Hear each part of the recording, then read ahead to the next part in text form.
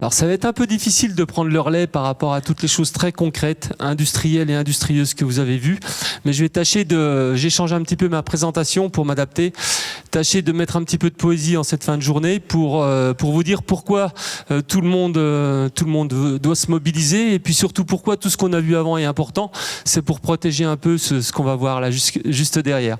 C'est juste effectivement ce pourquoi en fait on est sur cette petite planète. Alors il y a environ 50 cm de sol qui est utile juste pour donner parce que apparemment il y a quelqu'un de l'agriculture qui arrive juste derrière. On a environ, quand vous marchez dans un champ, vous avez environ 50 cm de la terre qui est sous vos pieds, qui sert entre guillemets à quelque chose pour l'être humain. Il y a un peu d'eau dedans, il y a les racines. C'est grâce à ça en fait qu'un grand nombre de notre alimentation va arriver. Et c'est super fragile à l'échelle d'une planète dont vous savez tous le rayon, j'imagine. Voilà. Et puis il y a quelques centaines de mètres qui sont respirables et intéressants pour l'homme, ce qui est aussi très fragile effectivement au niveau de la planète. Alors je me présente après ces quelques mots d'introduction. Je m'appelle Luc Terraz et je suis directeur de la nouvelle agence régionale pour la biodiversité. C'est une agence qui va tâcher de mettre tout le monde autour de la table pour un peu protéger ces beautés qu'on n'a pas toujours l'habitude de chérir et de regarder juste autour de soi. Alors sur la première page que vous avez, je ne vais pas vous faire un cours d'écologie aujourd'hui, mais vous avez un certain nombre d'espèces que vous pouvez rencontrer chez vous. C'est parmi les plus rares, hein. Vous aurez reconnu le martin pêcheur, le lynx, l'argus bleu, le sabot de Vénus notamment, et un petit bout de la cigogne noire, hein, qui est la cousine de la cigogne blanche, qui est juste à droite. Donc c'est un peu pour elle qu'on agit. Alors je vais peut-être prendre ce sera plus simple. Voilà. Je pense que c'est à droite, ouais, c'est ça, c'est le truc. Alors aujourd'hui, je vais vous demander de réfléchir un petit peu à une question et vous allez faire le relais avec tout ce que vous avez entendu de mes collègues durant toute la journée, qui étaient des choses très carrées, très importantes et qui vont s'inscrire dans le temps pour nos activités. Aujourd'hui, est-ce que biodiversité et humanité ont un même destin ? La réponse, je vais vous la donner tout de suite, c'est oui. Est-ce qu'elles ont un même dessin ? La réponse, ce sera à vous et notamment aux jeunes générations d'y apporter vos éléments.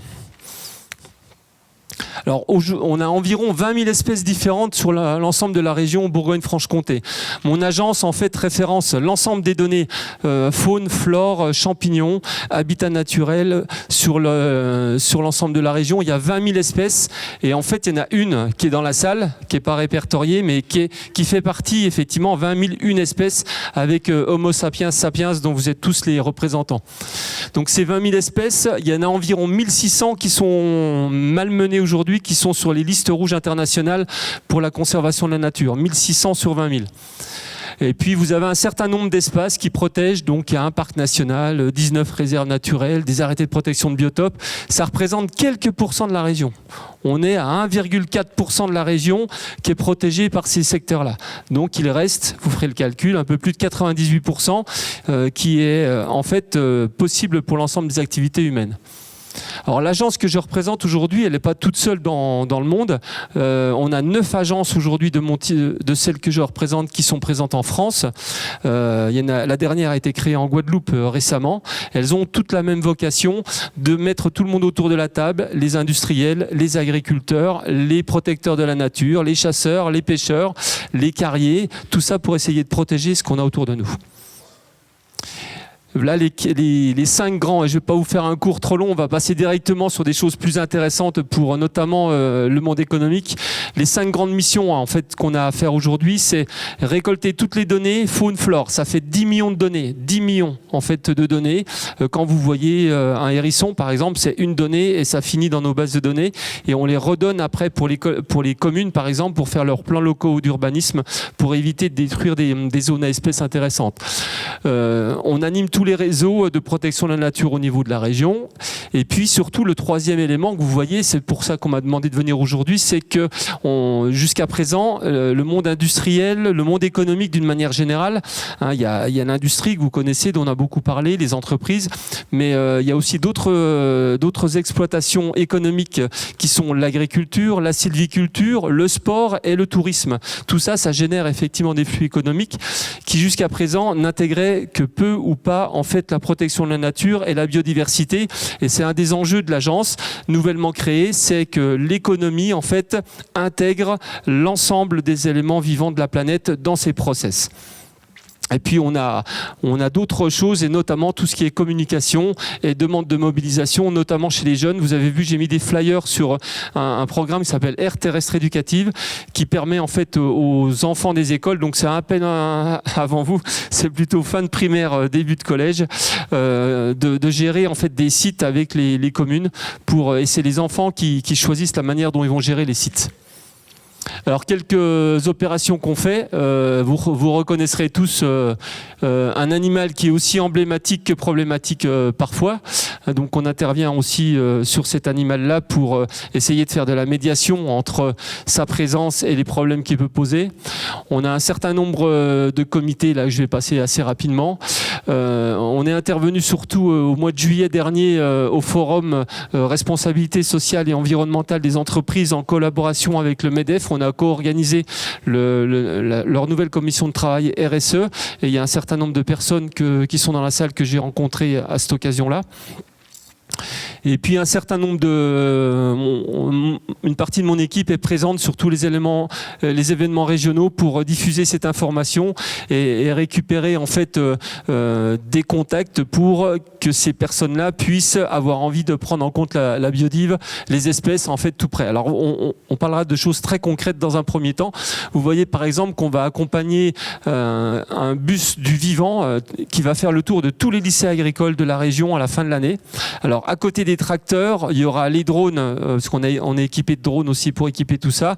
Et puis il y aura une partie de mon équipe qui vous expliquera tout l'intérêt qu'il y a quand vous êtes dans un lycée agricole notamment à faire attention tant à la technologie qu'au terrain, au terrain, à la faune, à la flore dans laquelle vous allez travailler. Et voilà, on en arrive au cœur du système, il nous semble important aujourd'hui de s'allier avec le monde économique. Si je commence avec des choses très précises, quand vous parlez de tous les systèmes dont vous avez parlé tout à l'heure, vous avez des références qui sont souvent des références monétaires avec une unité de base qui est le million d'euros. Nous, dans la protection de la nature, l'unité de base, c'est plutôt 10 000 euros. C'est à partir de briques comme ça qu'on doit essayer de concevoir effectivement la protection. C'est aussi pour vous donner une idée de l'ampleur des enjeux qu'on a à relever. On joue pas tout à fait dans la même cour, hein. Moi, je suis en 4e division régionale et puis une partie des entreprises qui sont ici, elles jouent en première division ou en D2. Hein, voilà, on joue pas tout à fait. Donc l'idée, c'est de monter en gamme pour aller parler avec les professionnels qui gèrent des budgets beaucoup plus importants, mais qui ont des impacts aussi très importants sur la biosphère. Donc ça, c'est des choses qu'on est en train de résoudre progressivement. On est en contact aujourd'hui avec Stellantis. Hein. Tout le monde connaît l'entreprise Stellantis qui maintenant pilote les 14 marques dont celles Peugeot, DS et Citroën. On est en contact avec SNCF Réseau parce qu'ils gèrent beaucoup de terrains en fait. On est en contact avec Enedis pour gérer une partie des terrains qui sont sous les lignes électriques, qui sont intéressantes pour la biodiversité. Et au lieu de passer des débroussailleurs n'importe comment, peut-être qu'on peut faire autrement. Donc ils sont ouverts à la solution. Voilà trois exemples. Et puis on est en contact avec beaucoup de petites et de moyennes entreprises, notamment pour leur donner des suggestions de gestion autour de leur terrain. Souvent il y a des terrains en fait qui sont dépendants des entreprises, dans lesquels on pourrait faire des choses intéressantes. Il y a des exposants qui sont aussi à l'extérieur du bâtiment là, qui ont aussi des solutions intéressantes. Hop là, marche arrière. Alors un petit schéma qui me semble important aussi, et je m'adresse notamment aux chefs d'entreprise, c'est qu'il n'y a aucune activité qui ne peut se réaliser sans avoir été pesé par rapport à l'impact ou aux ressources que constitue le capital naturel sur lequel nous sommes tous. Que nous pratiquions du sport à titre bénévole ou que nous pratiquions telle ou telle ingénierie technique. On a vu tout à l'heure des engins importants qui vont être mus par des nouveaux systèmes à hydrogène, mais il n'y a aucune activité qui peut se faire sans les ressources du milieu naturel. Soit parce que le site est sur un secteur qui a été remanié, voire détruit pour accepter l'activité, soit parce que le site a besoin de ressources qui viennent de France, d'Europe ou d'ailleurs. Vous avez tous un téléphone portable. Vous savez très bien que le cobalt et une partie des minéraux qui sont dans votre téléphone portable viennent de l'autre bout du monde, parfois fait dans des conditions sociales que je ne commenterai pas. Mais on est tous, j'en ai un aussi dans la poche. Je vis pas dans une grotte avec une peau d'ours non plus. Mais on est tous responsables effectivement parfois de choses jusqu'au bout du monde. Un exemple précis, c'est que dans peu de temps, vous allez voir sur les étiquettes d'un certain nombre de produits alimentaires et de produits manufacturés le terme déforestation importée. La Commission européenne et le Parlement viennent de voter une loi qui montrera qu'on n'a pas le droit d'aller déforester à l'autre bout de la planète pour un intérêt très, très local en fait en France ou en Europe en général. Donc la déforestation importée, c'est par exemple quand vous mangez un beefsteak et que ces bêtes n'ont pas été au pré mais ont été nourries avec de la nourriture qui a été faite sur la forêt amazonienne coupée pour du soja par exemple, eh bien vous contribuez à quelque chose qui se passe à l'autre bout de la planète. Mais vous, quand je dis vous, c'est personnellement et on y contribue aussi collectivement. Donc toutes ces choses-là sont importantes. Je le répète, il n'y a aucune activité humaine qui ne peut s'extraire de la réalité du terrain sur lequel on est. Et la réalité du terrain sur lequel on est, c'est la petite planète sur laquelle on vit. Donc tout ça, je pense que une grande partie des industriels ont commencé à l'intégrer. On l'a vu durant toute la journée. C'est des choses qui commencent à percoler, y compris sur les rejets. En fait, une fois que tu as fait ton activité, on a vu qu'il y avait des systèmes aussi pour faire attention à la manière dont tu gérais l'après-production, l'après-utilisation. C'est tout le cycle des déchets. Donc voilà un petit, je laisserai je pense le document de toute manière à Sobec, donc ils pourront le réutiliser, mais ça me semblait intéressant, c'est-à-dire que tout le monde pense au-dessus de la pyramide sur ce que ça va rapporter en chiffre d'affaires en euros, mais tout ça, ça porte effectivement sur des valeurs productives, soit, mais humaines, sociales et naturelles. Alors, vous allez me dire, la tâche est immense parce que vous avez le chiffre exact aujourd'hui. Ma collègue du conseil régional, enfin de l'agence économique régionale, qui est le pendant économique de mon agence, qui est le pendant biodiversité, était juste à côté de moi tout de suite. Vous voyez, c'est 260 000 entreprises qui sont présentes sur la région Bourgogne-Franche-Comté. Donc on a du boulot et tout seul, on n'y arrivera pas. On le fera ensemble, progressivement, sans perdre trop de temps quand même. On n'a pas tant de temps que ça devant nous, mais on le fera donc dans l'agence, enfin dans l'agence de la biodiversité, il y a aussi la Chambre de commerce et d'industrie qui est présente, il y a le conseil régional évidemment, et puis toutes les activités économiques que j'ai citées tout à l'heure. Donc on le fera tous ensemble ce boulot.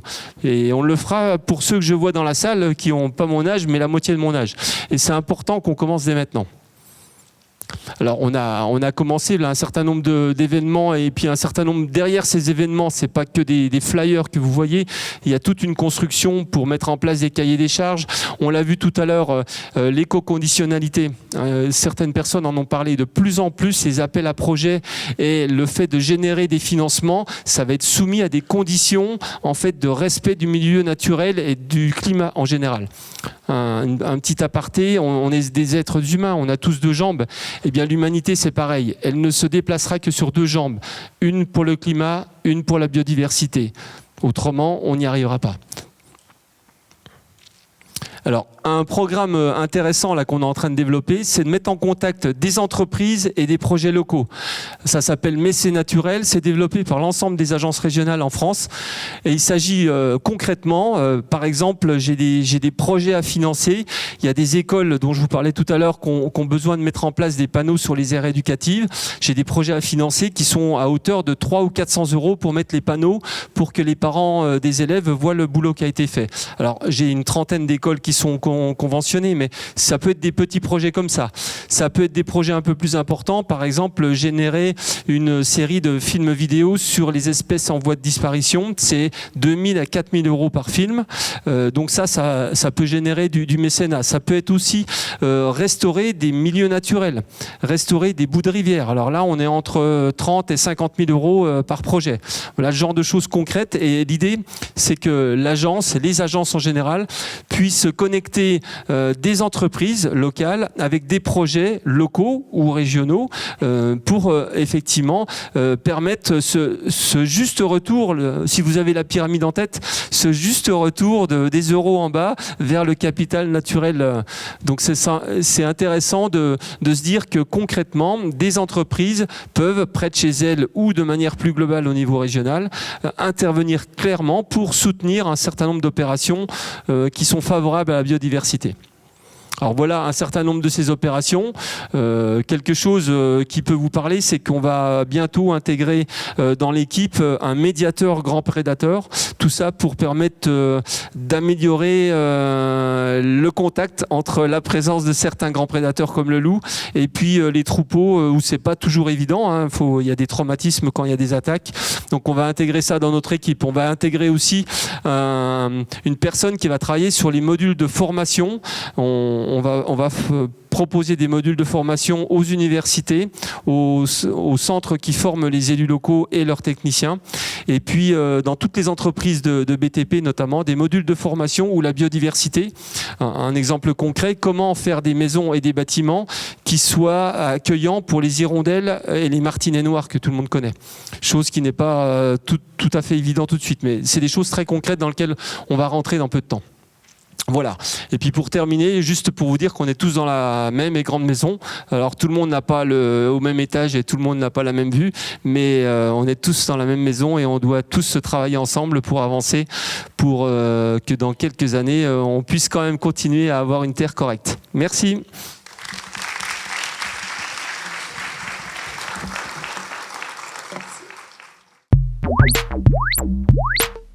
Merci.